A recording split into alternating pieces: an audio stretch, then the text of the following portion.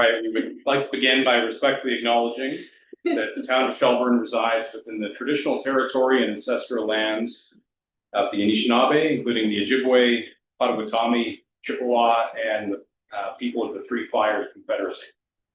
These traditional territories upon which we live, work, play, and learn are steeped in rich Indigenous history and traditions, and it is with this statement we declare to honor and respect past and present connection of Indigenous peoples with this land, its waterways, and resources. Are there any disclosures of pecuniary interest? Nope. Okay. All right. Minutes from our September 22nd regular meeting. The agenda package. Any questions or comments on those? I have a motion to adopt those as presented. That's with Egan, second by Mr. Wagner. All in favor? Carried. And that takes us to our planning public meeting. So tonight's public meeting is being held under Section 34 of the Planning Act, and it is to consider a town-initiated zoning bylaw amendment. The proposed amendment seeks to update the town zoning bylaw to amend the employment, which is M1 and MF zones for properties on Centennial Road and Industrial Road to add medical office and clinic as a permitted use. In conjunction with these changes and as a town-initiated amendment, the opportunity is being taken to address longstanding issues of parking and access in the downtown core, ensuring the downtown private rights of way are kept unobstructed or required parking. Now ask the clerk to provide the method of notice for tonight's public meeting. Notice of tonight's public meeting is advertised in local media sources. Notice that we posted on the town's website. Property owners on Centennial Road and Industrial Road received a mail. Okay, so we'll have a presentation from Steve Weaver, the town planner, and following that, there will be an opportunity for members of the public as well as members of this council to ask questions or provide comments. The clerk will also accept written submissions, and all submissions, whether written or oral, that are offered tonight will be given consideration by council before a final decision is made. With that, Steve, I will turn it over to you. Thank you, Mayor Mills. So I just put a few slides together to quickly provide an overview of the zoning bylaw amendment. There's more detail in my report that's included in the agenda package, and a copy of the bylaw that's available for council consideration this evening, as well as in the agenda package as an attachment to my report, bylaw 39-25. As the mayor summarized, the purpose of this amendment is to introduce permissions for both clinic and medical office, which are defined uses of the zoning bylaw, in one additional area involving several properties along Industrial Road and Centennial Street, and also to address an issue with respect to private shared rights of way downtown core and access to parking. Slide. So again, the first component of the bylaw is to expand in the zoning bylaw the areas where medical uses are permitted. Right now they're restricted to institutional zones, which only permits medical offices, but for some reason does not permit clinics, and the two uses are very similar. So it didn't really make sense. It seemed like an omission that the zoning bylaw doesn't specifically clinics.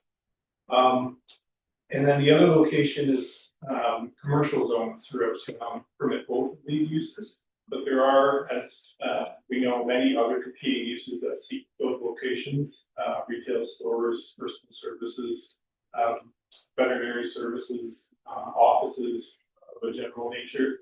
And so often clinics and medical uses kind of get squeezed a little bit. And as we've seen through experience with medical uses moving around town, they do require some additional options. The Centennial Street and Industrial Road area is a long-standing mixed industrial commercial area. It's not part of a pure manufacturing warehousing area like the industrial park. So the purpose of the amendment is to add these uses as permitted in appropriate locations within that area. And then the second part is really with respect to an issue that was kind of first revealed earlier this year when we were considering an application for an additional dwelling unit in a commercial building on the main floor in one of the Main Street buildings. And as we investigated that application further, it was revealed that there's several shared private rights of way that have been on title or on survey plans for those properties for decades, and in some cases for those years. So those shared private rights of way don't necessarily have very clear shared access rights like traditional easements because they date back sort of far in time. So different options for securing those shared access ways for access to parking were explored, including the possibility of registering easements across all those properties. That proved to be a much more complicated process that involves every property owner having to enter into legal agreement that may or may not change over the course of time, with or without the town's approval and knowledge. Some of those shared private rights of way are in fact maintained by the town in some cases. So things like snow clearing needs to be, we need continued access to maintain parking. Most of the downtown properties do have access to their parking area from the full municipal lane. So this isn't necessarily a widespread issue, but there are some blocks that rely on the shared private rights of way. So the change in the zoning bylaw that's included in this amendment is simply to require that those shared private rights of way remain unobstructed, so that access where a property relies on a right of way through another property to meet zoning requirements of meet parking requirements of the zoning bylaw. This provision would ensure that it would be a zoning violation to obstruct. Next slide. This is showing the map of the area that's subject to the first component of the bylaw. We did leave one property out, which is home to a car wash currently. So not really any suitable space within that property for medical uses. No indications of any changes in use proposed for that. The other properties though in the area, one of them at the corner of Industrial Road and County Road 124 at the southwest corner already is zoned commercial, so it already permits these uses, and why that's off the mapping here. The remainder are either being changed from M1 street or M1F to M1-3-F. And the F simply symbolizes that some of those properties may go into some flood hazards at the back of the property along the bed of the drain, but that doesn't mean that the building would be unsafe for use. The buildings have had commercial and automotive uses for many years and have not been a problem with that. So again, this would be the area where the industrial zone is just being modified to add medical uses as permitted. And next slide. This is the detail of the wording for the M1-3 zone, adding again medical office clinic, all the other uses that are already permitted in M1. And then secondly, in the institutional zoning, adding clinics and medical offices already. Slide. This is the area of the downtown, of course. The area in red represents the broader downtown boundary, but the area that's subject to the zone regulation surrounding shared private rights of way is just those areas identified as C1 on this map. Those are the only properties where that issue hasn't been identified, where some of them have shared private rights of way. And next slide. This is the regulation that is proposed to be added to the bylaw. Just simply stating that all private rights of way shall be kept unobstructed to maintain access to our parties on the same lot and on any other lot which has access to the right. Next slide. In my planning report, there's a summary of how this amendment is consistent. Yes, shall repeal and get into the details. Policy review, but there are a number of policies checked this slide. Slide. This was circulated as we do with any amendment or private application and fiscally initiated processes.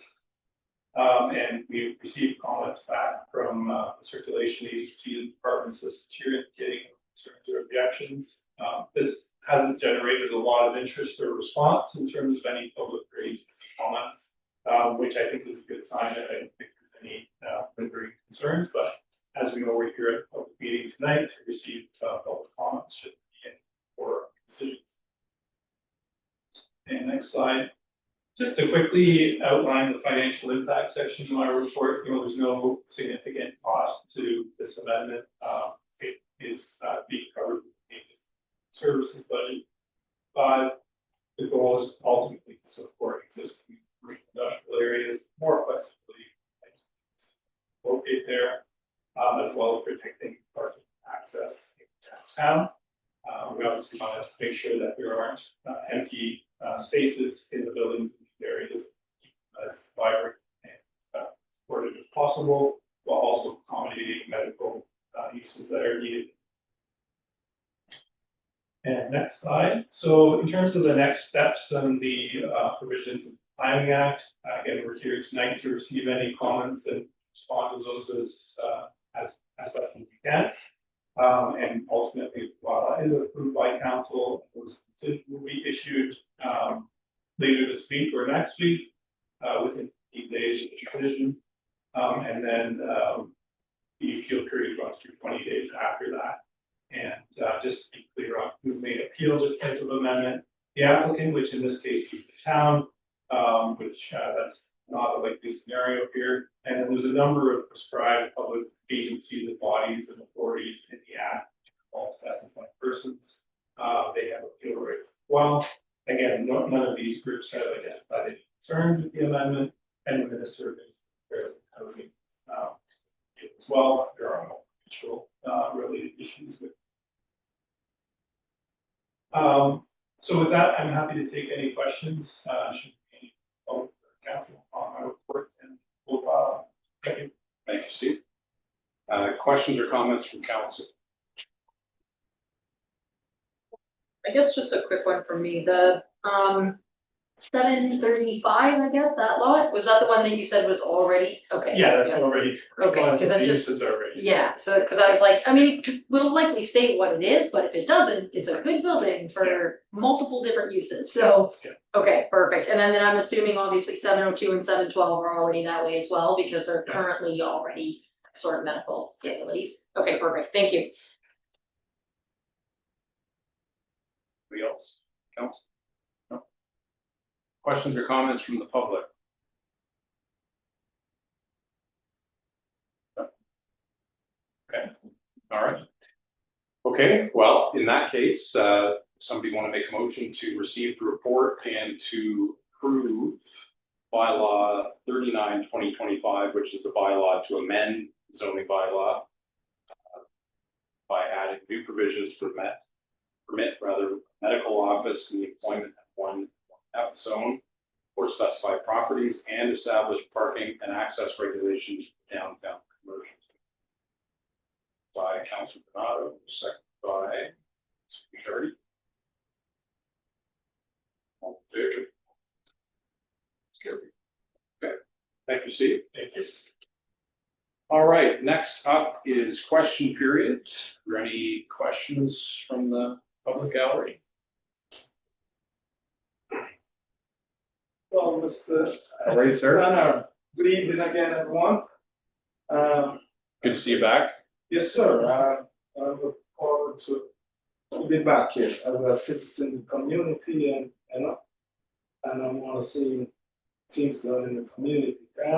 To follow up on my question for like 2 weeks ago, I visit Dufferin Public School and I take a look at the field there. They have a play field there, and I was Wait, I'm sorry, which school? the Dufferin Secondary High School. Sheldon? Yes, Shelburne. Yeah. Yeah. And I see there's a soccer field, I see something like a track. I was wondering if anyone from council ever visit the school and take a look at the field and see the growing community and see that maybe people need to develop it in a track, put in a turf field, maybe a room, because the community is growing, a lot of kids there. And, I know we need to keep these kids occupied and all of that, and stay off the street and be productive in the community and help us. And in reward, we got to benefit for the city in terms of those things. So I would like you guys to, maybe one day take a walk over there and see. I would like to see the development over there, put in a turf field over the school and a track. Because there's a lot of kids here, very active and when I visit the school, and they all have to go to Caledon, Orangeville, Brampton. That's where they travel. And there's nothing for them, and if it's in winter. So, so I would love to see something going on over there, you know what I mean? So, and I said, I'm still looking forward in the near future to have another community center built that consists of everything for the kids. You know what I mean? So those are some key points, and always I'm not leaving out the senior, because senior is very important, and so we need those things, So I want you guys to please take a look. I'm gonna be here. I'm gonna be trying every time to be at council meeting, because I think those are key issues that needs to address in the community, all the way to the job and all of that. There's a lot of things need to be here, but we gotta take one step at a time. I don't know if you guys have those things on your radar or how you're looking ahead, based on how the city is growing. Yeah. So couple of things to mention. The school is owned and under the jurisdiction of the Upper Grand School Board. So this council doesn't have any jurisdiction over school-owned property. What I would suggest, if we can get your email address, we can give you the contact information for our local school board trustee. The school board unfortunately meets in Guelph, which I know is not that convenient, but we do have a local trustee who lives in Shelton. So the school board manages all of the school-owned properties. If we do have your email address, though, what I would like to send you is a copy of this council's Parks and Recreation Master Plan, which sets out a fairly comprehensive long-term plan of what our vision is for Parks and Rec. I noticed on your shirt, Caledon Soccer. Yes. Are you involved in the local Shelburne Soccer Club? Here. Yes, there is. I'm sorry, it's Glenn Roy. I've lived here Yeah. 10 years. I'm with the field, soccer field over there behind the Duffy Center School. Yeah. And the field, the truck park will be paved. But again, we don't own. I understand this, voicing, we have so much talent here. Even his son, he plays in the MLS. Yeah. In the States. Okay. And that's big. Yeah. You go to Shelburne, you have to go all the way to Brampton to get trained. I was watching football the other day as a little kid. She's the first black kid in Canada to get a gold medal for Canada.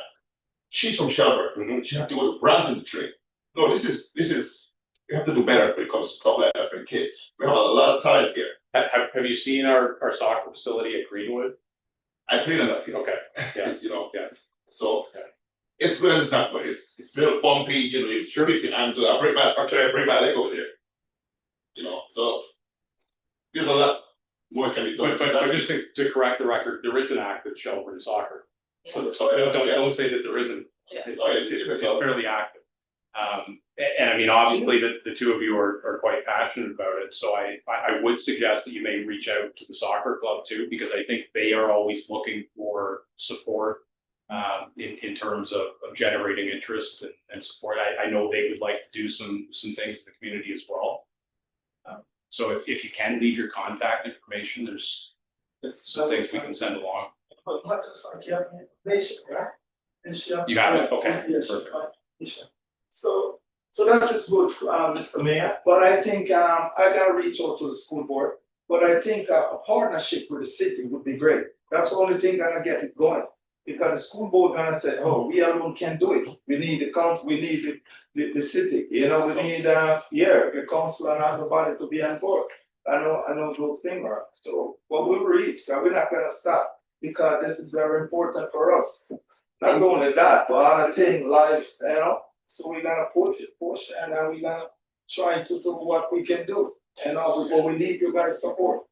You know, Well, I'll be honest with you, we've been trying as a council for more than 20 years to get the school board to cooperate with us as a community. And they don't seem to do that. Maybe if they hear it from the citizens rather than from us around the table, they may understand that there is a need for cooperation, because we have tried and tried, not only at the high school, but also at the public schools. We'd like to use the gyms. We can't even get into that. Because there are, basketball, other items that can be done in the winter time inside the gyms, but the schools won't open them to us. So we can't create those programs if we don't have the school board working with us. And they don't seem to be working with us. So again, that is probably because they're located in Guelph. The majority of the schools are in Guelph. Guelph is a bigger city than the little small town we are. They have issues down there with different problems that we don't necessarily have. So the trustees may not realize that a small town has different needs than what the big city has. So again, if the citizens also reach out to their trustees, put the pressure on. Yeah. Don't let up, put the pressure on. That you It want. may be worth the trip to Guelph for a school board meeting. Yeah, well, we will do that. We organize, mobilize, the community and the citizen. And can I get the trustee number for this year? I will be following up because the city is growing. They need to take a look, comments, maybe the president or the chairperson of the school board need to visit Shelburne and see the growing need here, and that will change the way they talk, they think, when they see this. What we gonna do with all this kid here? That would be really nice if you can get the chairperson to come to Shelburne, because the last time a chairperson came to Shelburne was 25 years ago. That's not good. That's not good. That's definitely not an exaggeration. And that's not an exaggeration. At that time, like, we don't even know their expansion process. No. They won't release to us what they plan to do. Yeah. We know the high school is getting overcrowded. We know we need another elementary school in the future, maybe sooner than later. But they won't tell us what they have planned. So this is what we're saying. We're getting no cooperation from the school board at all. And that is sad. We've had them out at least twice. We've had them here, but they say nothing. But They promise nothing, they say nothing. we begged them to please look at the high school. Yeah. And we had a whole information, it was in the red, it's you are overcrowded, and it still hasn't gone anywhere, unfortunately, so. We need the community to back our voices. I think at the last At this meeting when point. the school board presented their long-term accommodation plan, I made the point that the last high school that was built in Dufferin County was built when I was still in high school. Yeah. In the meantime, there've been several that have been built in Wellington County, Wellington, yeah. but Dufferin doesn't seem to get as much love as Wellington. Yeah. So, Yeah. so to Councilor Benato's point, some pressure from residents could be helpful. Like I said, back our voices, because we need that. We're gonna try. It's never too late, and we just have to stick with it. And as I said, call them, let them hear our voice. So we will be doing that. We will mobilizing the residents in the community, and as much as we can. It's not easy.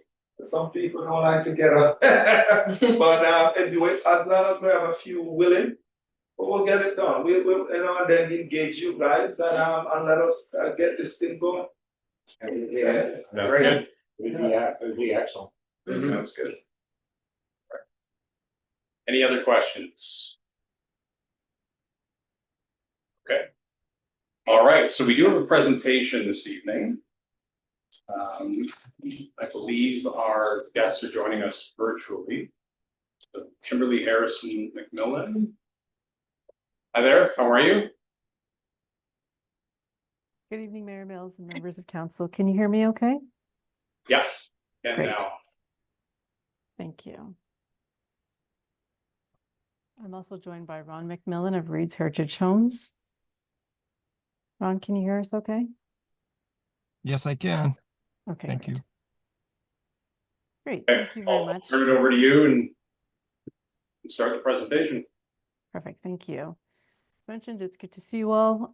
This is in regards to 600 Main Street East. I won't go through all the details of the previous approvals that was outlined in my letter. Hopefully everyone's had a chance to go through that material, but I just wanted to offer a brief summary for context.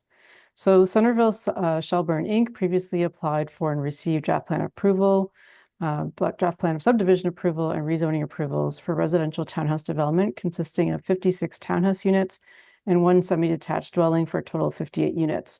At the time of draft plan approval, servicing allocation for these 58 units were reserved.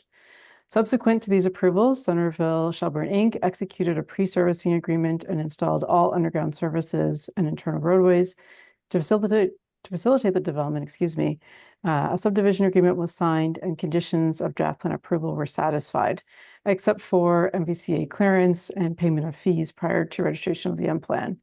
It is my understanding these units were sold, but building permits were not issued, and no further progress has been made on the site since about March of this year. If I can, I would just like to share the presentation that was provided as part of the package. I'll just do a share screen if you bear with me here for a minute.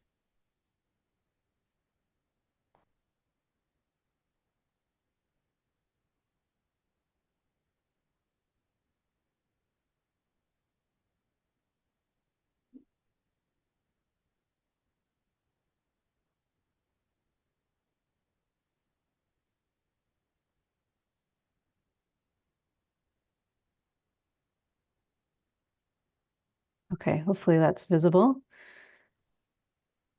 So Reed's Heritage Homes is currently within their due diligence period on the purchase of this property. For those that are not familiar with Reed's Heritage Homes, I would like to share my screen as I did here to just show you a little bit more about Reed's. They've been in the business of home building for over 45 years, starting in 1978, and have built over 15,000 homes across Ontario. I'm just going to go to the next slide here. So this speaks to their corporate values as a commitment to deliver quality product and creating communities. Reed's is a award-winning builder with a list of awards shown here. And Sorry, Kim, the slides haven't changed. Oh, Alice can do it on our end if you just let her know when you want to switch the slide. It might be easier. sure, that would be great. Okay. So it's actually, there's 2 different presentations. This one goes into the preliminary site plan design, but there was a separate presentation as well just on RHH.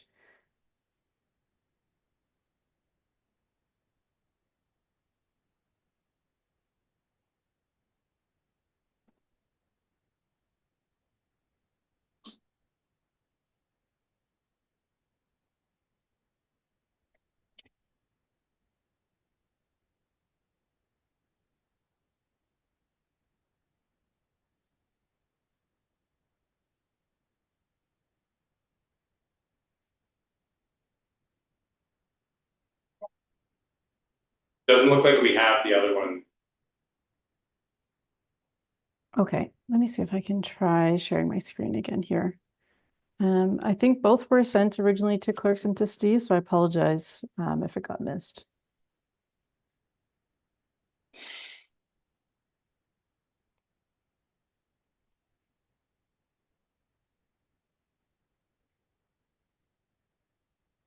This looks more promising. Okay, great. So since it's working, I won't change any settings. I'll just go with this for now. Thank you for your patience. So just to go back again, I just wanted to give a little bit of history on Reed's. My understanding through Steve Weaver is that they are a new builder to Shelburne. So we just thought a little bit of context here in terms of who they are would be helpful. So just to start over again, they have a 45-year history of home building. Sorry, can you still see my screen? Yeah. Yeah, we just, I think, see the title Yeah. page. It just has the Reed's logo. Did that change? There we go. There we go. Okay, perfect. I apologize. Thank you very much. So again, 45 years of history. They have been in the business since 1978 and have built over 15,000 homes across Ontario. This next slide speaks to their corporate values as a commitment to deliver a quality product and creating communities. Reed's is an award-winning builder with a list of awards shown here and many years of home building experience with different scales of development and unit types, as illustrated here. This slide demonstrates their stats, again noting over 15,000 units constructed to create 100 communities in over 20 cities. And this slide just notes the names of those various developments. The next few slides are just to provide a quick visual representation of a couple of those developments, such as Westminster Woods in Guelph and Poet and Perth in Stratford. And then different product types such as singles, townhouses, bungalow towns, stacked townhouses, and mid-rise condos.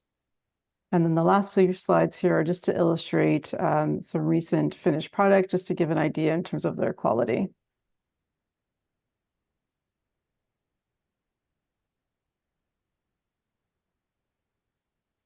So as I mentioned, Ron McMillan's also on this meeting. So if there's any questions in terms of Reed's heritage, in particular in their developments or the products that they produce, I'm sure he's happy to answer any of those questions. Carrying on, so again, I'm going to switch to a different slide, and I apologize that these are in separate presentations.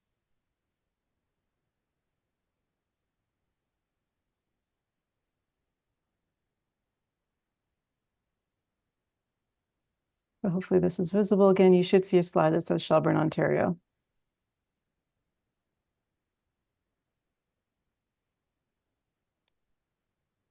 So this next slide is to speak to 600 Main Street in particular. And the idea here is that Reed's is looking to reimagine the site with the intention of using the general site layout that was previously approved as much as possible, but replacing the product type with stack units in either a semi-detached townhouse or triplex built form with up to 88 units proposed. This allows the natural environment area to be protected as previously approved. And in the slides that were provided to council, you'll see this area is shown in green. The intention here is to maintain the natural environment areas that were approved with the MVCA. So this concept would essentially be recognizing all of those previous conversations. And so again, the idea here is to adjust the product type to respond to current market conditions while complying with the original servicing allocation for the site. This slide is to just give you a visual representation in terms of what those stacked semi-detached dwelling units would look like. As you can see, there's 4 accesses on the front elevation and 2 accesses on the side elevation, so 1 on each side of the building here. As you can appreciate, Reed's is still in their due diligence period, so the revised proposal is conceptual and preliminary, but the hope is that these units could provide attainable housing with a price point starting in the 400s. This next slide illustrates a potential optional floor plan that considers how to incorporate an accessible entry or an at-grade entry for seniors. It is not perfect, and we recognize that as it's, again, preliminary. But the idea here, again, being that it could be adjusted to allow for accessibility for either, again, seniors at grade or providing an accessible entrance through the dining area. And really the idea was to provide that entrance to allow for accessibility, and in response to comments that we've received through planning staff at the town, it was really just a way of brainstorming on how this could be implemented. Again, Reed's being very aware of the need for affordable housing and seniors housing in the town and council's commitment to delivering these types of housing. So we really just started to think about how these unit types could be adjusted to address that. So the purpose of sharing this information is strictly as a reference for council on who RHH is and their intentions with the site, should they choose to close on the sale. We are fully aware that new development applications would be warranted for this proposal. So while we appreciate any feedback, we are not seeking approval of this proposal at this time. Again, it was strictly for reference. Instead, we are here to make council aware of the situation with the servicing allocation for 600 Main Street East. During Reed's due diligence period, it has been discovered that the draft plan approval that was granted to Centerville Shelburne Inc. has lapsed, and therefore the servicing allocation that was reserved is at jeopardy of being reassigned. Consequently, I'm here today strictly to request that the servicing allocation that was previously reserved for 600 Main Street East continues to be assigned to 600 Main Street East. And essentially, Reed's is seeking confirmation that should they close on this property, that servicing allocation would continue to be available to the site so that it can be completed.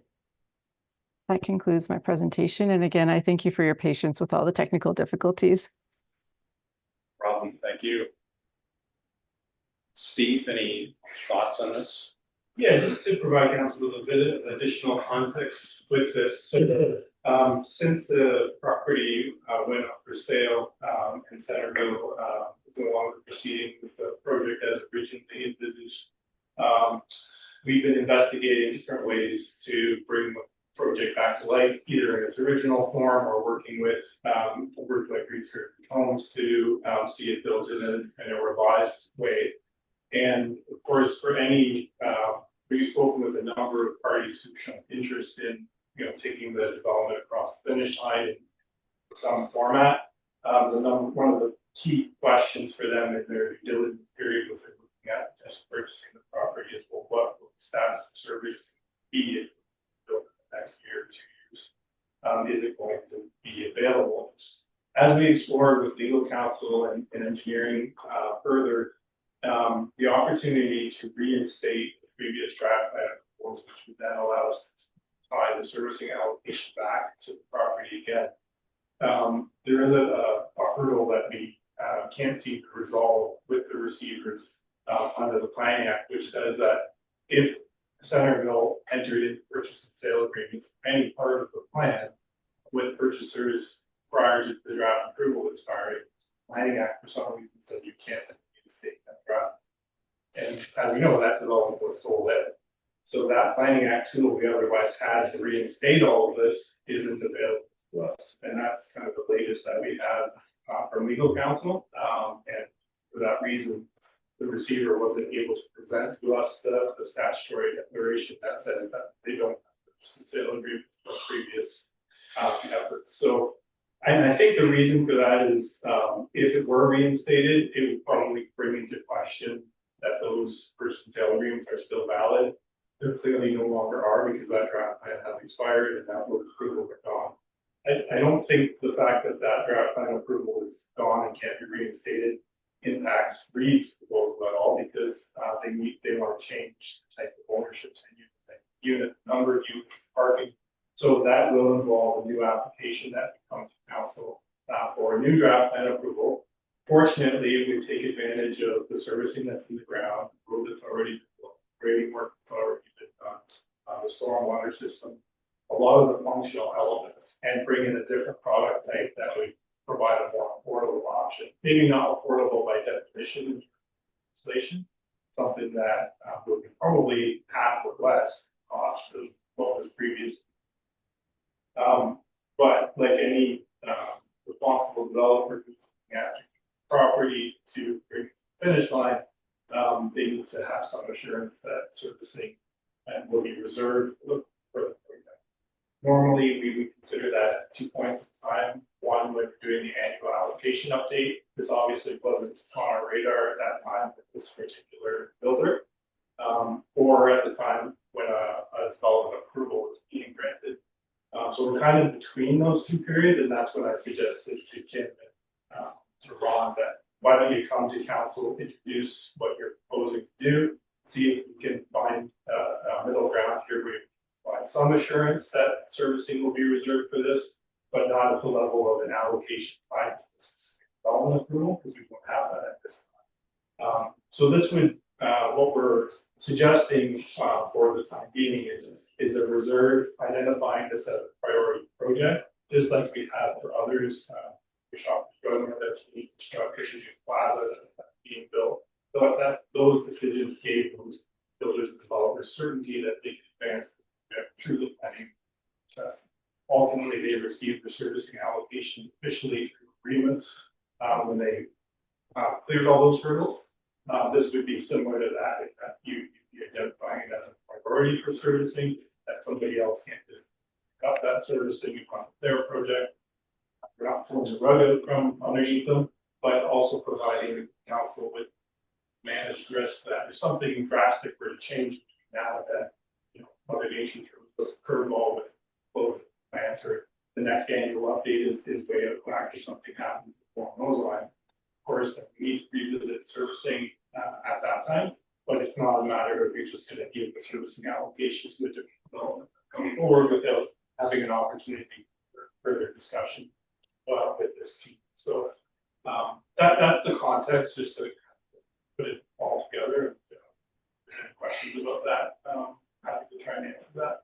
There will be additional public consultation. Well, I know this already sparked some questions about this development, seeing if public seeing it in a council agenda.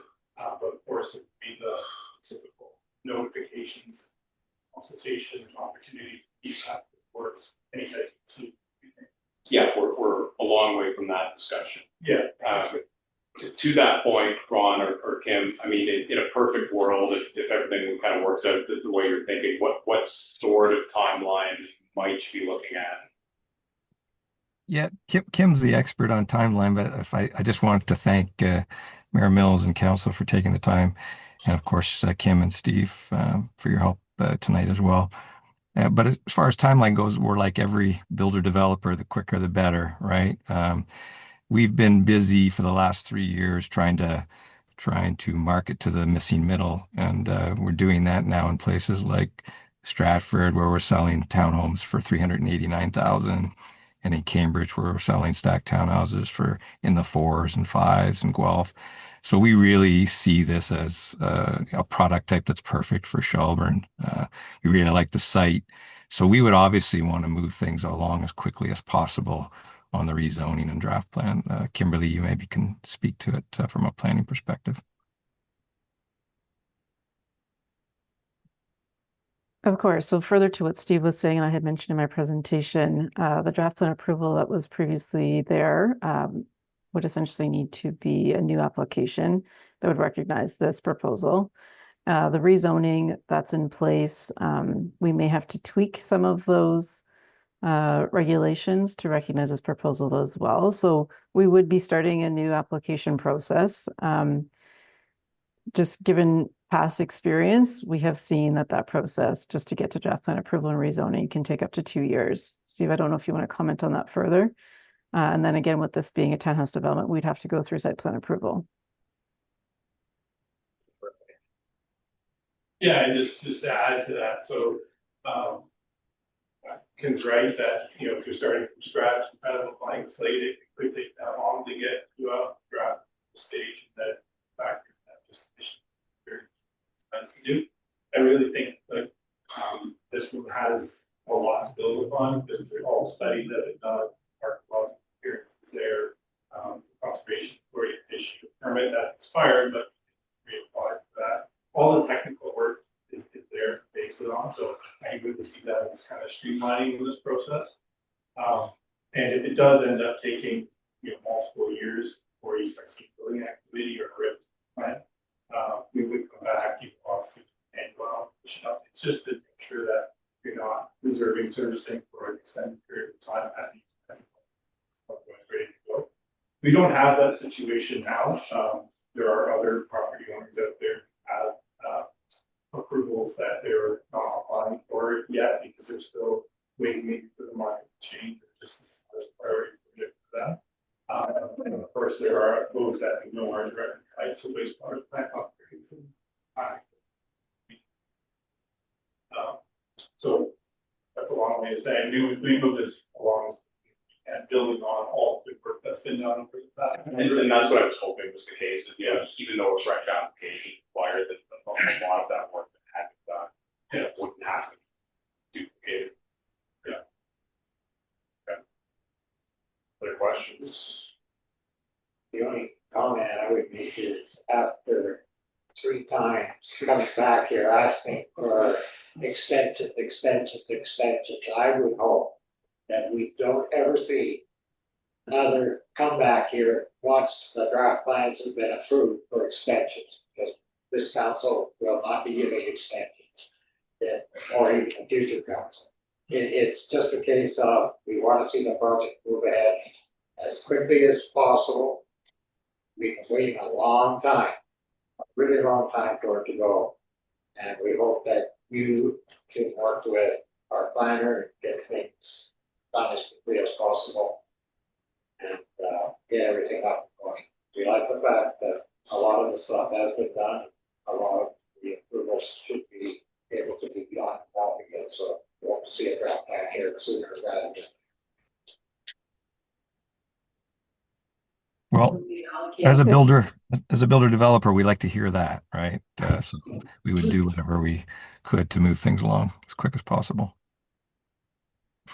If I could also just jump in and just say to the counselor, I think one of the advantages here is that the work in terms of MBCA has already been done, and the intention is to maintain the limits that were established through the previous approvals. So from that respect, it should be as simple as renewing the permit, or essentially just recognizing again all that work that has been done. REITs has no interest in reestablishing that boundary, that natural environment boundary, so it would be maintained as it is currently shown in the rezoning. If you have any issues with the CA, my fellow counselor beside me here is the member of the Conservation Authority. Get a hold of him and get him to help you out. That'd be great. Thank you very much. Thank you, Councillor. Councillor Whitener. Yeah, just wondering how we sort of acknowledge this hold. Like, do we give a timeline of, let's say, 6 months, or like, is there legal aspect of how we hold this allocation for them, because they haven't purchased the property yet? So even though, you know, we'd like to stay in good faith and hope that they would, we don't know potentially if there are a surprise circumstance that pops up that they say, you know what, no, we're out, like this isn't, it's not what we want or whatever, right? So I don't wanna say, yeah, it's yours, and then we're still waiting a year from now for, you know, anything. Yeah, it's a great question, and the mayor, so I know with being first that you've heard about this and the proposal here and being some time sensitivities with their property and what we know from the prior development, how much it was allocated, and also how we handled these types of stuff before, when it's kind of between that stage of doing the annual update and the actual allocation at the time of development approval. We didn't have an opportunity, just with the timing of this, to have a report go along with this. Right. But there is a resolution proposed in the agenda that we worked on, and it's consistent with the allocation that was previously granted for the prior draft plan approval, which was about 3 per day. Now it does describe it as a reserve, and it's a bit of a nuance there. A reserve is for that property or that area as a priority project, but it isn't for a specific development yet. Approval in place. So it is adding that it's a reserve of 43 cubic meters per day for the stagement area where this property is located for the completion of the residential development at 600 Main Street East as a priority project, with the final allocation servicing city additional draft plans. Site plan or whatever type of meeting, which would come back to council. And for almost adequate meeting capacity at that time, that changes that. So that's the kind of resolution that gives effect to that reserve. Right, so it holds to property as opposed to a developer. Exactly. Okay, and then how long? Basically, those recommendations are good until the next annual allocation update. And depending on where these projects go, between now and then, maybe it's been allocated, longer need for reserve for it, or maybe it's in process to do that. But make a further recommendation or an update to council at that. Okay. Yeah. Okay. Anybody else? Kim, you're becoming a regular fixture here. We're gonna have to get a nameplate for you. Okay, so as Steve mentioned, the recommended resolution is to receive the report and for council to reestablish the water and sewer servicing reserve of 43 cubic meters per day for the stage 1 area for the completion of the residential development of 600 Main Street East. So again, property specific as a priority project, with the final allocation of servicing capacity be considered at the time of conditional draft plan of subdivision condominium or site plan approval, subject to the confirmation of adequate remaining capacity at that time. Is there anybody wanting to make that motion? Councillor Guichardi, second by Councillor Fegan. Any further discussion on that one? All in favor? It's carried. Okay, well, hopefully that helps you as you work your way through the rest of the process. Appreciate it. Thank you very much. Thank you, Mayor and Council. Thank Steve. you. Thank you. Thank you. Good evening. Take care. Thanks, Steve. Thank you all. Safe travel. Still in daylight? No. No. No, Take care. thanks. All right, council inquiries. Right. No. Okay. Oh, one. Oh. I I knew we could. Jim, please pick up. When's it gonna start? I noticed people are I already predicted starting. that one too. Yeah, people are already starting to put it on to the street, never mind parking it on the boulevards. During worship, we haven't got our dates out there yet. We have some trees that are just starting to change now. A lot of them are still green, so we'll still have to figure those timelines out, but over the next 2 weeks, you know, so. Well, it's dropping fast, trust me, Yeah. it's not just changing, it's dropping, and people are, like I said, putting it already on. And I think that's the other thing, we've got to notify people not to put it on the street. Yeah. We don't need it on the street, we need it on the boulevards. We're going to be putting it in, but During worship, we will be getting a post together to go on our website for that, so. okay, thank you. All right. So our first report is from our economic development officer. I think, yeah, Carol Maitland's going to join us virtually.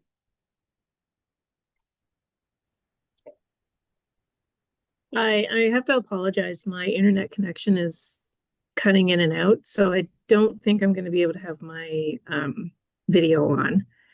Okay, we can hear you fine, so that's okay. So Carol's going to go over a report on the commissary kitchen project.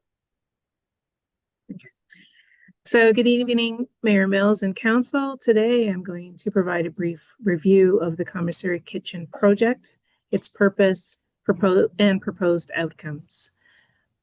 The commissary kitchen is an economic development project that responds to the community demand for commercial kitchen space. This initiative will support the growth of local food entrepreneurs and food processors. The project will transform the existing 1,400 square foot kitchen at Biddle Park into a professional grade food business incubator. The space will be enhanced with commercial grade ranges, ovens, and additional equipment to transform it from an underutilized space into a fully functional, modern commercial kitchen. The kitchen will operate on a rental basis to local food entrepreneurs, food distributors, and retail businesses. Rental income from the kitchen will create a sustainable funding model to support local food security programs, maintain the equipment, and cover operational costs. This approach ensures the program's long-term viability while also serving the community's needs. Development of the kitchen will begin in October 2025, with the opening scheduled for the spring of 2026. The facility will serve sectors currently underserved by existing infrastructure. The primary users of the facility will be local food producers, caterers, and small food businesses seeking licensed commercial kitchen space to develop and scale operations. Secondary users include industries requiring specialized food storage solutions, including food distributors and retail businesses seeking temporary storage space. The main community benefits will be enhanced access to commercial kitchen facilities, which will strengthen the local food industry and support growth by providing scalable production with proper equipment, licensed health compliant space, reduced setup costs, and access to professional infrastructure.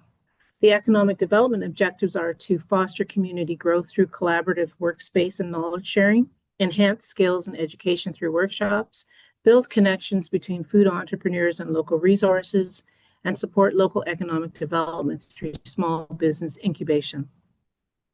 The Shelburne Rotary is a primary partner for the Kitchen Initiative, contributing $17,000 towards appliance upgrades. This funding was raised during the 2025 Shelburne Rotary EDC Golf Tournament and reflects the organization's commitment to supporting local economic development and food infrastructure and insecurity. Their investment ensures the kitchen is equipped with modern, high-quality appliances, enabling local food businesses to meet health standards and scale operations effectively. Additional partners include Orangeville Food Bank, who have provided expert knowledge of facility development, Westminster Church in Orangeville, who have helped with the development of the business model for the kitchen. This concludes my presentation. Are there any questions? Thanks, Carol. Are there other models like this in the area, or is this going to be something that's fairly novel? No, it isn't novel. We do have some small community kitchens within Dufferin County. We have the Westminster Kitchen in Orangeville. I believe the Legion also has kitchen space that they rent out. And there is also some other smaller kitchens located in some of the local churches. The difference between this particular kitchen and that is the level of professional grade appliances that will be there.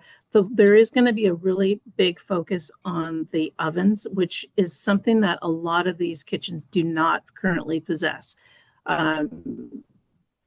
The professional grade ovens actually are something that a lot of restaurateurs and food entrepreneurs are looking for, as well as the dehydrators, especially for anyone who's doing any kind of food development.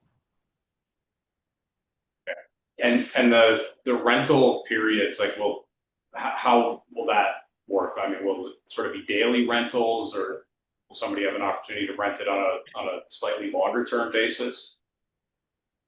Yes, so that's yes to both of those. So it will be on an hourly rate, and the minimum hour rental will be four hours. So, and it will be charged per hour. So at this point, I've done cost analysis based on a range between $30 and $35 per hour. And so we're still assessing what the price range is going to be. But so ideally, someone who is renting the kitchen, even if they were renting it for a 2-hour period, they would be charged 4 hours. So if it was $30, you'd be looking at about $180 for the period, the rental period. $120, sorry, can't do my math. 4-hour block, whether they use the 4 hours or not. Yeah, and that is typically that's how kitchens are run. That's not an unusual system, or it is typically how most of the commissary kitchens are run. Okay. Other questions? I was just going to say, if is there a possibility of stacking more than one client in the kitchen at any given time, just as from a scheduling? I'm just thinking in terms of say some organization only needs an hour, and then we've blocked off 4 hours, right? And does that restrict another client from going in for those 3 hours that are technically assigned to the first? It does not. It depends on what they're doing. So if we had, say, someone who was just wanted to use the dehydrators, then it wouldn't affect at all the range. The type of range that's going to be used also could potentially accommodate 2 people, but ideally, if someone is renting the kitchen, then they would have the use of the full kitchen. If there was an event on at the kitchen, let's say there was a music event at the park, they would still be able to run the concession stand and the kitchen. Carol, That's awesome. anybody else? Okay. Thanks for the update, Carol. I have a motion to receive the report. Thank you. Councilor Wagner, by Councilor Shardy. All in favor? Carried. Okay, thanks, Carol. Next is a report from our Director of Financial Services regarding the 2026 budget framework. Hard to believe we're at that time of year already. Thank you, through the mayor. Staff have prepared the annual report. The council is familiar with, even with the strong mayor powers that have come into effect. Mayor has provided a directive that the same budget schedule be followed that we are all accustomed to. The only difference being the veto period where we have to wait and see if any budgetary decisions are vetoed by council themselves and by the mayor. But otherwise, this report is laid out the same way, same expectations that followed in other previous years. Appendix 1 does include the budget schedule. So council will recall that in prior years, we've always had our assessment growth to fall back on. And we did warn that eventually that would taper off, and it has. So in the long-term financial plan, we had estimated that if we would require a 6% increase in the levy in order to meet our operating demands. And that's not the tax rate, that's levies, that's the dollars that we needed to raise. And that was going to be for the period of 2026 through to 2028. And then for the remaining years of the 10-year plan, that figure dropped to 4%. So in order to keep the tax rate at 5%, that would currently, the assessment growth that we've got, that we have provided to us today, that would only leave us with 5.4% increase in the levy. So we would not be able to reach the 6% we had originally estimated in the long-term plan. So staff are proposing that to present to council the budget 5% increase in the tax rate. And that would equate to on an average home assessment of $12.16 monthly, or $145.94 annually. The report also speaks to the normal unavoidable cost drivers, and the majority of that cost is the third-party local boards. Their budgets to us and makes up 40% of our rate increase. With respect to grant funding, we, at this point in time, as always, we still don't know what our OMPF is. Our CIF was reduced, which we anticipated, and the gas tax is still being used to pay down the Sister Street debt. And one of the larger projects in the capital budget for 2026 and 2027 is the urbanization of Pine Grove Avenue. And both the OCIF and the former gas tax money will be utilized to help share in that cost. And as council is aware, we've also still waiting to hear on 2 grants under the health and safety water system stream and the Canada Housing Infrastructure stream for the waste pollution control plant.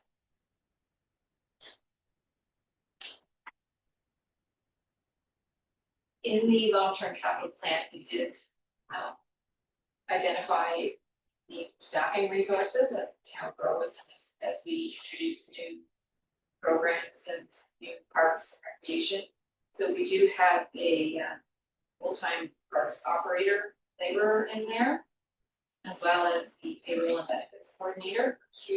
Both of those positions hopefully starting Q1 2026. And a draft organizational chart is attached to.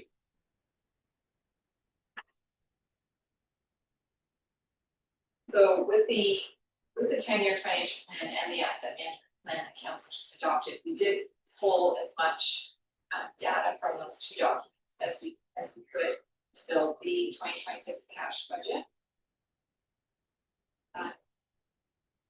The automated speed enforcement program. In 2025, we built that into the budget as a revenue neutral program, and that will stay in the budget as the same 2026. As we are all aware, we don't know what that program will be ending or changing or what that's going to look like, but it does not have an effect on the bottom line. Any revenues that are collected through that program are put into the reserve for future profit calming measures. So whether or not that program continues or ends, it will not affect the tax rate in the budget. I thought I heard on Facebook, we were counting on that money for budget. So just to clarify, in case there was any misunderstanding, it was a completely revenue neutral line item on the budget, so it had no impact one way or the other. We were not counting on any revenue from automated speed enforcement. If the program does end, though, we will need to reevaluate some of the traffic calming measures that we had planned in the long-term financial plan and the asset management plan, including just an item on the agenda later tonight for crosswalk on Borden and Main that would have been funded from AMC, but now will be funded through tax dollars, just so people understand that. Awesome. Yeah. One question I have though, if the cameras are legislated by the province, our contract with Global, there's no, how does that work out? It's terminated? Why don't we get into that one a little later? Okay. Yes, and the director of legislative services will have an update on ASC at the end of October. Oh, that's There is a future report coming on that. So the next big item in our annual budget, as everyone is aware, is the OPP costing. The OPP billing statement. And as council knows, that we did experience a significant decrease in our leasing costs starting in 2025, and we expect that will continue into 2026. We did get a letter, and it's attached as Appendix 3, indicating that we won't receive our billing until the end of November. So that means that I have to estimate where I think we're going to land. You'll recall we had a big credit on our 2025 statement, and that was because that was a reconciliation in 2023. So I'm expecting that for our 2026 billing, we will still have a considerable credit as a reconciliation for 2024. Having said that, I can't guarantee it. They have indicated that the cost recovery model will be capped at 11% increase. So I think what I'm going to do is build in an 11% increase as the worst case rate.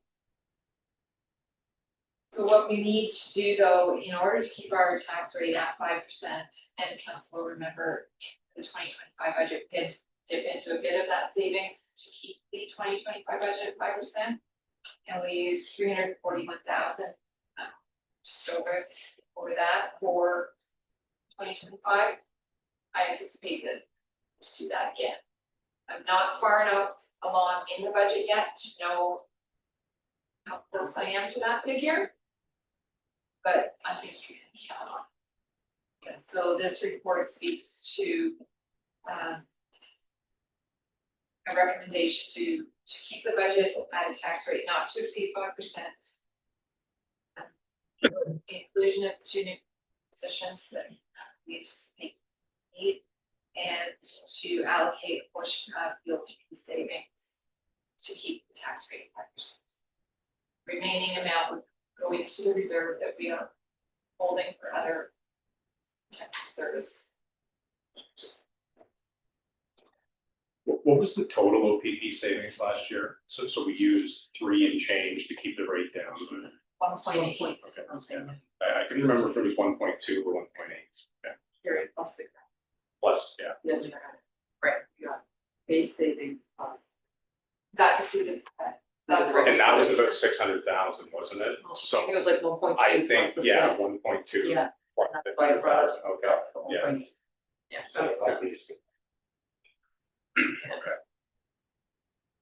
Okay. So I guess people can kind of understand that, the cost savings, from the OPP. You know, a lot of people voiced, will it bring our tax, rate down? But yes, it's not bringing it down, but it's stabilizing it, so it's not higher. So just so people understand that. And it allows us to spend Yeah. other resources in other places that Yeah. we otherwise have. Okay, questions, for Gary? The end product. All right. I kind of wish it wasn't 5, I wish it was a little lower, but. Well, to give a little bit of context, at our last county council meeting, I actually put forward the motion just to get the discussion going. But staff has suggested that a status quo budget would be somewhere in the range of 6 to 9%, as sort of the first draft presentation. Try to work It down. there, so.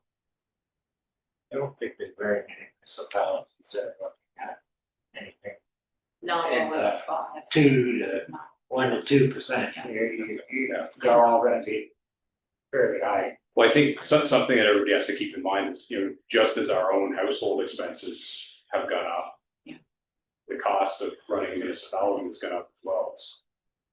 Even like substantially since we first, like in my first term of council. Yeah. Like it's a lot more. Well, if you think about it, like we have tonight, these gentlemen here looking for this and that and everything else, all of those things cost. Yeah. Unfortunately, and all we're doing at budget is maintaining as much as possible status quo with adding a few new things every year. Yeah. So, Yeah. that It's is the it's issue. about The balance. taxpayer has to understand it. Everything you request from us has a cost. Yes, yeah. And that's where it's tricky with our job, right, is to balance, The making balance. sure that we're not increasing tax rates too much, but yet offering the community what they need and what they would like to see, right? So, Well, again, there was a report in the news that a lot of people in Ontario right now are balancing between paying for groceries. Yeah. And paying for household expenses with their hands. They're having issues, Yeah. which is what they can afford. So if you add in taxes on top of that, it Yeah. becomes every increase becomes a pressure on people. 100%. Okay, the last thing we want to see is white papers on doorways where people are leaving the keys and walking away from their homes. And the 5% carry you said on an average assessment is $12 a month. $12. Means you have to give up their part, because now they've increased too. Yeah. Yeah, first Yeah, time I'm in 3 years. a little upset about that, I'm gonna have to rope it in. Okay, so I need a motion to receive Carrie's report and to provide further direction to staff regarding the draft operating budget. To prepare a draft 2026 budget to include an overall tax rate increase not to exceed 5%. To include the two positions that Carrie spoke about, so the full-time payroll and benefits coordinator and the full-time operations laborer for parks. Both are hoping to start first quarter of next year. And to allocate a portion, if necessary, which we're reasonably confident case of the estimated OPP savings to maintain that 5% rate, and then to allocate any remaining savings into the unrestricted reserve. Donato's making that motion, second by Councilor Fegan. Favor? Carried. Okay, thanks, Carrie. you're up again, for the Municipal Ice Storm Assistance Program. Thank you. And council will recall when I did the quarterly financial report in July, we mentioned this program. So the deadline to apply is October 31st. And we were waiting to bring this report to council because council will probably have noticed around town, they are still moving some trees because of the ice storm. So we're trying to capture as much of the cost as we can when we apply. One of the requirements of the program was that we receive a motion of support from council. And I have taken that wording is right out of their guideline for what they're looking for to be submitted with the grant application. So we have spent a considerable amount on cleanup of all of our trees over and above what was budgeted. And so that means that there won't be any tree planting, boulevard tree planting happening this year. We've spent all the money and then some. So we're hoping that people will qualify for some type of refund. There's no guarantee whether they get some, all, or none. But we'll apply and see what happens. Well, that's all we can do. I'm glad there's at least something available to at least ask for. Because I mean, there could be absolutely nothing, so. So the 114,000 excludes staff labor. Do we have any idea like how many hours? But through your worship, I have to check it out, but Significant numbers. Yeah. Yeah. No, it's just saying. I think it's total cost. Yeah. The grant application allows you to put in for overtime hours, not regular time. So we do have the overtime hours tracked for that, and we'll be submitting for as much as we can. Fingers crossed. Hopefully it's not like the sewage treatment plant. Well, actually get something. The thing is, that to us, $100,000 is not a lot of money. Yeah. But there's some municipalities out there that spend millions. So whether we make the radar on this one, I don't know. I know. But it's all relative. Yeah. Okay, somebody want to make that motion then? Councillor Bichardi, by Councillor Donato. Favor? Here, okay. Good luck. All right, next is a request from Kinsman Club. So, looking for us to waive the fee for, to allow them to do their toll gate. Yeah. Which they do every year Yeah. as a fundraiser. Yeah, so amounts to $140. By Councilor Bernardo, second that, Councilor Teagan, thank you. All in favor? Carried. I would think we could set up a toll gate for him. That would not go over well. Why not? It's a traffic calming measure. Jeez. All right, next is a bylaw to designate a section of Highway 89 within the jurisdiction of the town as a pedestrian crossover. Wants to speak now. Speak of Lord, this week. through your worship, this is just kind of a follow-up to different areas that we've noticed. We do have previously a crossover on Owen Sound Street that we did include with our Connect and Link funding, so we upgraded that one with the project last year. This would be a very similar, identical setup over on Coordinate and Main Street. So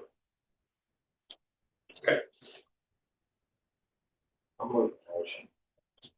It makes common sense. Yeah. Second for that, Majority.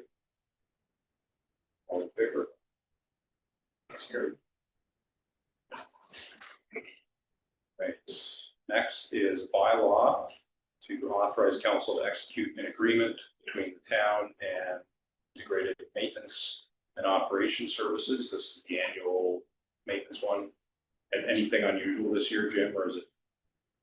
Three worship, very standard, but for very minimal increases over the last 8 to 10 years, 1-2% a year. This one's a little more substantial, so I think MTO's more or less been absorbing costs there, and we're up 13% this year.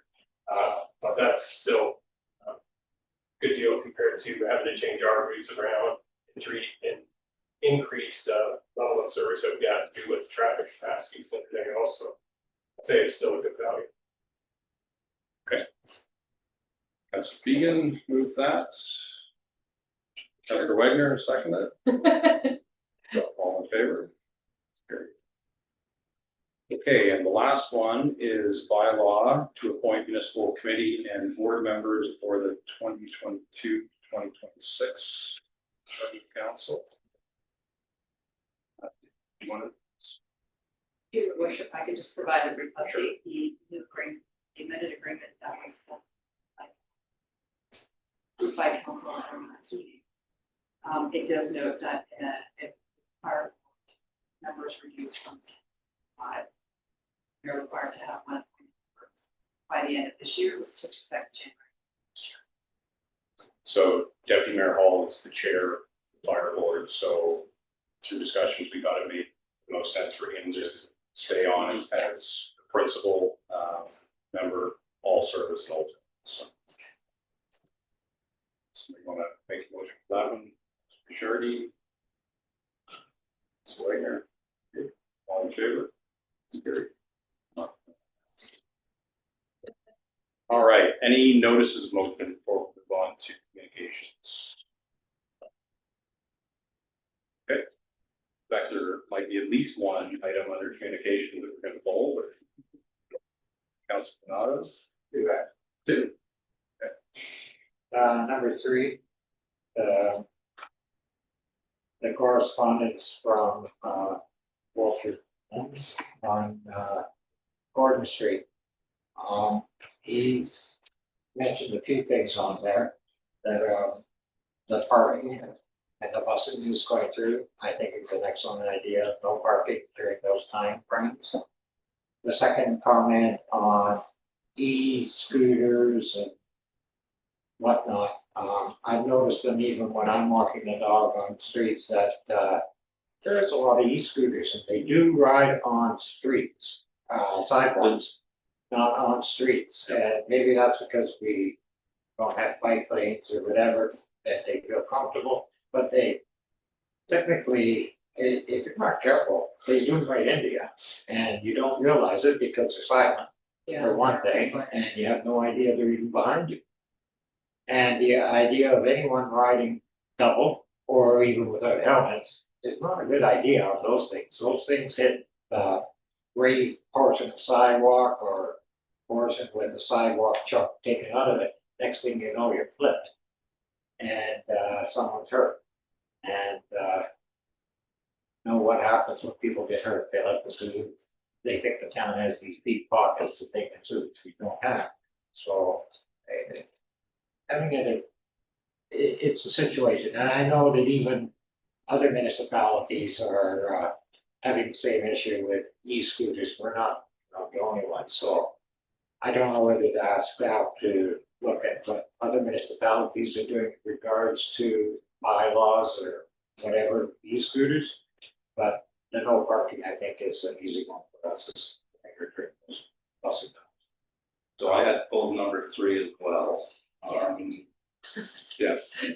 Thanks, Walter. All of them. My fault on that. So, Highway Traffic Act says e-scooters to be on roadways only. Highway Traffic Act says helmets Yeah. between 16 and 18. Yeah. And the minimum age for a e-scooter operator is 16 years old. Yeah. So I'm wondering if we start with a information campaign, because putting in bylaws that are essentially a repeat of the Highway Traffic Act, I mean, it's going to be education enforcement, right? Yeah. At this point in time. So that means basically putting the OPP on the sides of roads and again, like I've seen these scooters definitely not 16. No, Or a no, heck of a lot younger than that. And, I agree with you, educational portion, but at the same time, I know that when new laws or new whatever is put out, there are educational tickets out there. Not proper tickets with Yeah. money, but educational tickets. This one you get, this is your freebie. The next one you get isn't free. And sometimes that's enough to, you know, get that brain that isn't fully mature working. so I think Jennifer may have a couple comments to make on that. For your worship, yes, I did have a call this morning as well, that indicated, they were almost injured by scooter the other night, and had said the e-scooters on the roadway, follow highway traffic requirements. I did find some information on the province's website, so I've taken it on myself to ask our communications board to ensure that information goes on our free press page as well as on our social. And I haven't made it there yet, but I was going to send it to the detachment commander to ensure that his officers are aware. So this is now not becoming an issue, but it's being recognized as that there are problems. So we do have a sidewalk bylaw. Right now it addresses bicycles and skateboards. It doesn't address e-scooters. So a bylaw enforcement issue would be only related to use on a sidewalk or if we were to enforce the bylaw. Other than that, e-scooters being driven on the road. It is a self-propelled vehicle. It is self-propelled, so that would be. But I do have some educational material I can send to council as well. It is going to be on our socials and in the next edition of our free press page. And then Jim, in terms of the parking suggestion, what's the process there? Through your worship, currently, we do have a very narrow section of Gordon Street from First Avenue down to Main Street. There is no parking on both sides. It's just way too big. Right away. The rest of the streets up north, right up to the school, it's no parking on the east side of the road, but there is parking on the west side. Myself, I haven't had any complaints that have come through the operations on this previously.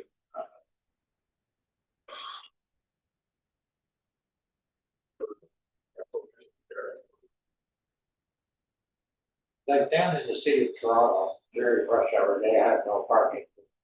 Set time frames, and that's what I was thinking in my brain. Along the lines of when the buses and whatnot are going through and the kids are walking as well. So. Something along that line there, and maybe at the beginning, to let residents, a time frame for residents to know that park currently on the street, but eventually signs will be posted, no parking between. Let's say 8 and 9, something along that nature there. On the street, but after that, there's parking until. When does school get up, 3 now? 3 to 4. 3 to 4, something along that line, I don't know, 3 to 3:30. So that, again, those buses have they're getting bigger too. Radiating, turning and whatnot for them as well, to go down there. So, you know, without the parked cars in that area, that would be helpful, plus, I don't know, buses going back and forth beside each other. Through your worship, what could be contributing to that too is that over the last few years, there has been quite a bit of construction in that area with Winters Way development. Now block 7, Stonebridge has off there as well. So that is pretty well tidied up and coming to close. They're just getting those houses up for sale now as well. So that should help. There wouldn't be as much congestion in there, but that right now it's in that area of no parking period from Main Street first. And then the other thing, Jim, is the winter time as well. We still have parking in the daytime in the winter. Last winter, those roads got pretty narrow.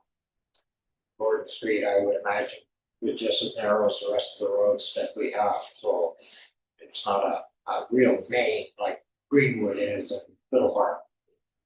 Or Suburban Street. So again, I'm no parking, even if we do it during the school year. it gets them into that frame of mind, and in the wintertime, it's a lot easier, especially when we have to clean the snow down that way. Just a thought process, I think Denise may have some thoughts. And so what we've been hoping to do with many of the decisions that you are making is give you data to ensure that that supports direction and balance. So in this particular case, while we appreciate the input, it's probably really important that we have the data and the evidence actually an issue. How frequently is it an issue? What are the corresponding variables that are impacting, as Jim just said, if there was construction, so that we're not, making a decision that potentially had other solutions. So I would suggest that we can take this back, we can do some review. If there's other options that we could implement, we would bring that back to you for consideration before immediately making this as the direction. again, like I said, that was just some thoughts. And moving on from 3 to, of course, 7. Correspondence from Tamara, regarding, I was wondering, has any of the other municipalities responded beyond Tamara at this point? Other, no, Not officially. We have Not the officially. fire board meeting tomorrow night, and I think at this point we're getting for the date of the meeting. So I'll wait for it.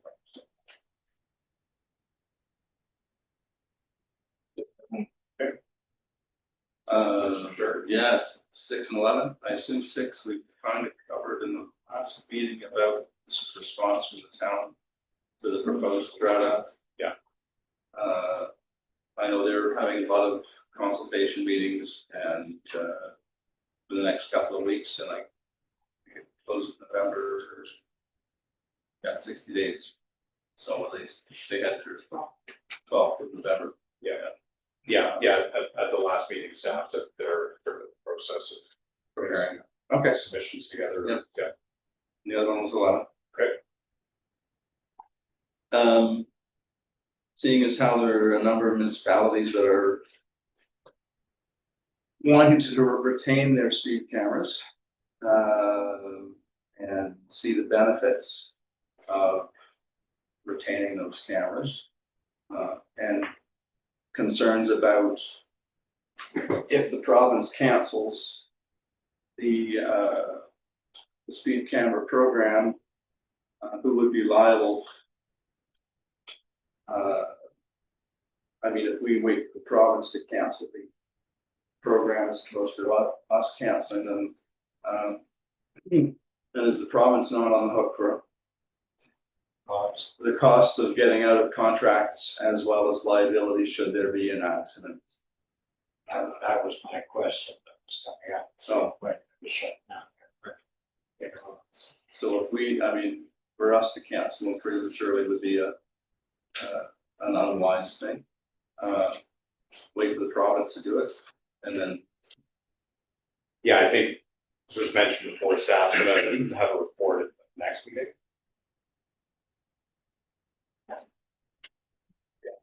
I could just advise advocacy by being on this week in the leadership role. There was a complicated call on Friday morning where probably 30 to 40 municipalities were engaged and represented, big to small. There was a whole range of different technologies that that municipalities using, while some have completely invested by purchasing and establishing processing admin centers, to scenarios like us where we're in contract with a third-party provider, we have no capital invested. However, we have invested significant staff resources over the last 2 years. We did invest capital originally with the cameras that are recording the speed to create the evidence that we had an issue. So our motion is based on predominantly AMO as well as the Brampton. And where we differentiate from Brampton and the municipalities that the 20 mayors signed off early or late last week is, unlike those communities that have a school zoning, we don't have that. So we've relied on the community safety zone, and that came up on the call. That just focusing solely on a school zone doesn't address the logistics where the high pedestrian crossing component of your municipality may not be close to the school. So in our case, school children that are walking, and particularly say at Greenwood and Maine, that's a huge component. And where you see us having crossing guards is also identifying those connections. What we've also identified in our community safety zone is parks, and we have a lot of people utilizing parks, and it's not just about schools. Community members of all ages expect to have safety and be protected when they are crossing.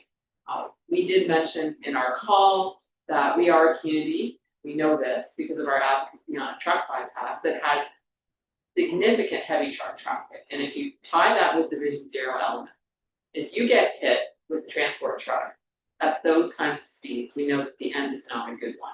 So we actually have to stress that our traffic scenario is more dangerous than the average community because of the volume of truck traffic. So the consensus on the call is that, to your point, is that everybody is advocating for the continuation, albeit there has to be some tweaking. I think what's fair to say, and this is the messaging that came across to us as staff, with the staff call, is that we all keep hearing of these incidents where community members are saying, I got a ticket at 1, 2, 3, 4, 5, 6. And I think we repeatedly asked for a copy of that ticket to then find that there is not truth in that commentary. I mean, I had dealt personally with people last week who were very unhappy, who stated that I got a ticket for 3 over. And I said, okay, can I see your ticket, please? And can I also ask you what your ticket cost was? So if you do that connection, and the person, some people think it's 50, even though it's been 40 since 2021. Yeah. So in fact, the person wasn't doing 3 over, they were doing 14 over. And this is the repeat and the repeat and the repeat of those comments that I got a ticket 1, 2, 3, 4, 5 over are not proving to be the truth. So, and the people on the municipal of the same. So we're not really sure where these communities are. Supposedly are ticketing you at 1 over. Maybe they'll be found out, but I'm pretty sure that it might be the same scenario that I had somebody who I know very well who swore up and down that they got a ticket for 1 and 3 over. No, they were 15 and 18 over. So just that background. So that's where ours is differing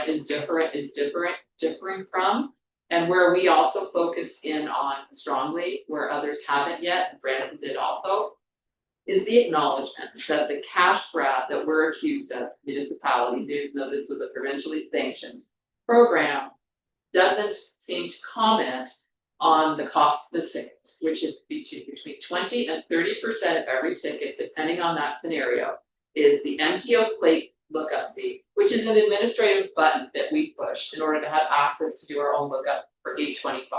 So if 1 million tickets have been issued, $8 million has been collected. Right. On top of that, the base charge, 25% of that cost is then surcharged for the victim surcharge. An amazing fund that supports very important initiatives. However, those are not being acknowledged. So that also is a critical issue. So in our position, as well as we use what Brandon is, that if you truly want to remove the cost, then the province should be first out of the gate and lowering and removing and eliminating those costs. Yeah.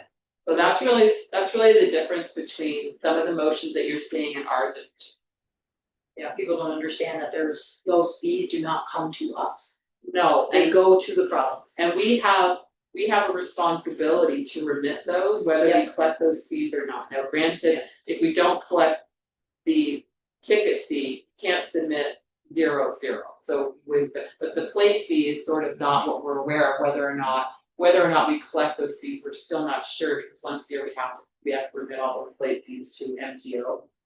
Jennifer's better in understanding that than me, but there are some liabilities that we may incur if the funds are not received. Right. That's sure. I was just going to say too, if you think about those that are saying that they got 1 and 3 over, there is a threshold, and that threshold does take into consideration that 40 kilometers on my vehicle might not be exactly 40 kilometers on anyone else's vehicle because of tire size, because of changeover for winter tires.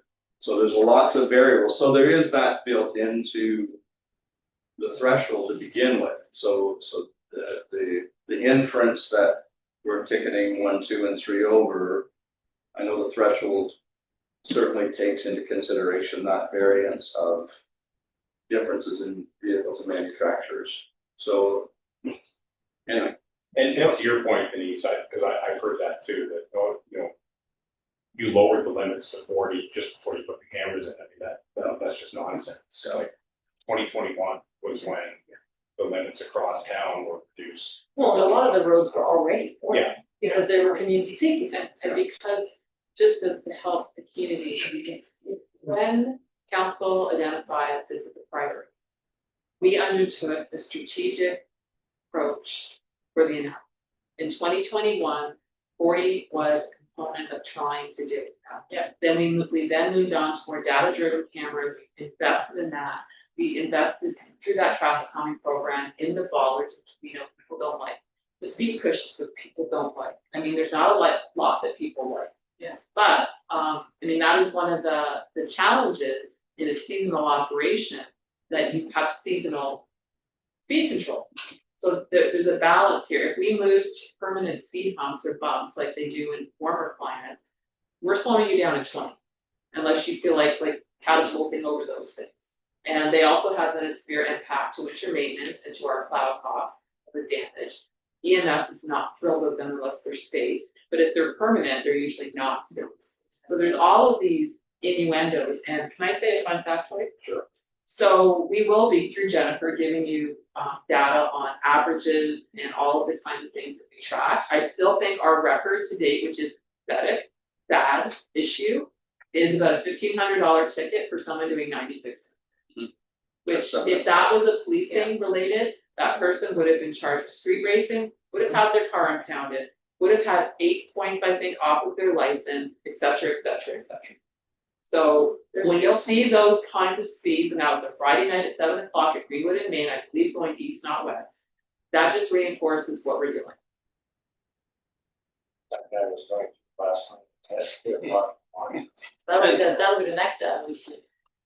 and you do notice that, I mean, even with the truck traffic, you do notice a reduction in sound, and you do notice a reduction in speed. It's, you're not kind of darting out in front of vehicles, but it has been effective in.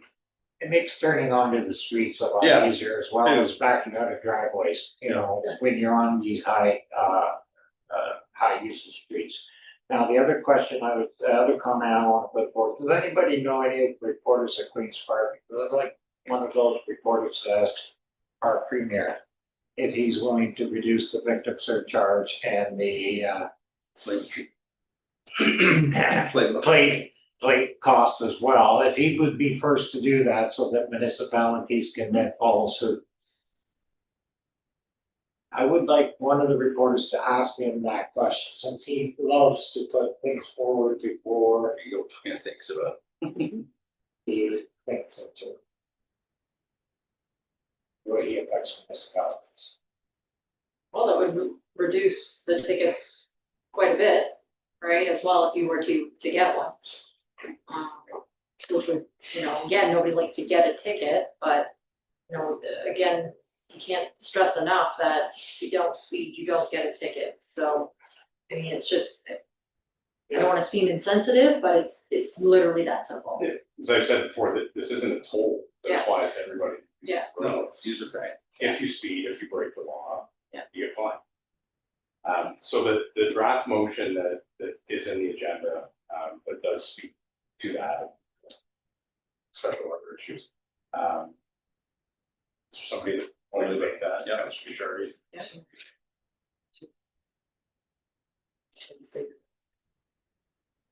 It's really long. It's pretty long. It's really long to read. Yeah, no, I know. Yeah, I mean, this will be sent to the audience that I think needs to hear it. I would suggest anybody else who's here or watching at home or will be watching in the future, take a few minutes and read it, because it A lot of word provides some some strong justifications. I mean, the bottom line is, in my opinion, all of the empirical evidence points to the fact that this program works. So that this isn't a question of whether or not it's a faulty program. It's a question of whether or not in the province of Ontario, we have the political will necessary to keep in place a program that works and provides a mechanism to make our communities safer. At the provincial level, as of right now, we've seen we don't have the political strength or political will to do it.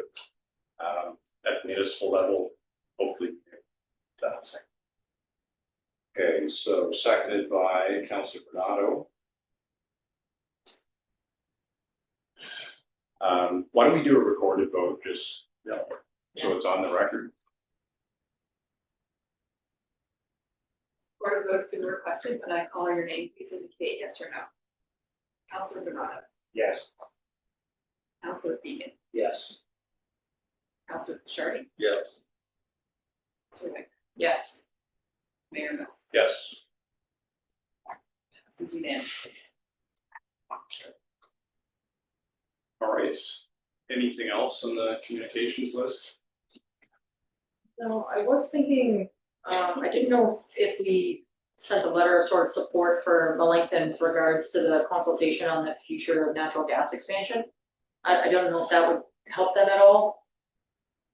Just as a friendly neighbor, supporting a neighbor. Sure. Or- I was like, Yeah. I don't know if it will do anything, but I was like, Yeah. you know, I get what they're trying to do, and maybe it'd be nice to see somebody else expanding instead of us. Okay. You wanna make that motion? Yeah, sure, just sort of, just like I said, just a kind of support, right, for them, Yeah, so it's number 5. yeah, number 5. It's always good to have your neighbors' support, so. Councillor Shardy will second that. Favor?